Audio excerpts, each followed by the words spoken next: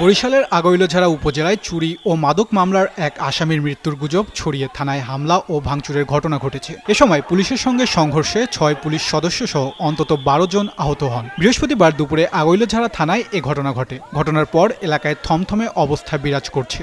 পরিস্থিতি নিয়ন্ত্রণে রাখতে থানা এলাকায় অতিরিক্ত পুলিশ মোতায়েন করা হয়েছে। পুলিশ ও স্থানীয় সূত্রে জানা গেছে, বুধবার সন্ধ্যায় উপজেলার বাকাল ইউনিয়নের ফুলশ্রী গ্রামের রিয়াজ ফকির নামের এক তরুণকে চুরির মামলায় গ্রেফতার করে পুলিশ। তাকে আগৈলঝাড়া থানার হাজতে রাখা হয়। হাজতে থাকা অবস্থায় রিয়াজ নিজেই মাথায় আঘাত করে নিজেকে রক্তাক্ত করেছেন। রাত ১১টার দিকে তাকে আগৈলঝাড়া উপজেলা স্বাস্থ্য কমপ্লেক্সে নেওয়া হয়। পরে অবস্থার অবনতি হয় গভীর রাতে বরিশাল শেরে বাংলা মেডিকেল কলেজ হাসপাতালে পাঠানো হয়। এর মধ্যে বৃহস্পতিবার দুপুরে এলাকায় রিয়াজের মৃত্যুর গুজব ছড়িয়ে পড়লে তার স্বজন ও স্থানীয় লোকজনের মধ্যে উত্তেজনা দেখা দেয়। বিকেলে শতাধিক নারী পুরুষ মিছিল নিয়ে থানায় এসে হামলা করে। এ সময় দায়িত্বরত কর্মকর্তা সহকারী উপপরিদর্শক আব্দুল হালিমকে মারধর করা হয়। পরিস্থিতি নিয়ন্ত্রণে পুলিশ লাঠিপেটা করলে উভয় পক্ষের মধ্যে সংঘর্ষ ছড়িয়ে পড়ে। এ ঘটনায় অন্তত ৬ পুলিশ সদস্য আহত হয়েছেন।